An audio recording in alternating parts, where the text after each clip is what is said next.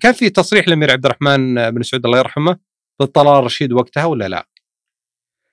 شوف طلال الرشيد نعم. ما كان على علاقة. تذكر التصريح؟ أي أنا أعرف إن كان بينهم تاتش. وش التصريح كان؟ في تصريحات ما كانت مناسبة.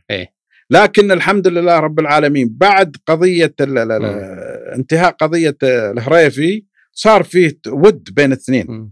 صار فيه ود كبير واستمرار يعني في العلاقة، حتى الأمير توفى الأمير عبد الرحمن بن سعود، وعلاقة طلال الرشيد أساسا طلال الرشيد لما فاز أصوات عبد الرحمن بن سعود وأبنائه سواء ممدوح أو سعود أو فهد كانت ذاهبة لطلال الرشيد، لم تذهب لجلوي بن سعود، ذهبت لطلال الرشيد. طيب قصة خلينا نتحدث عنها. ماجد عبد الله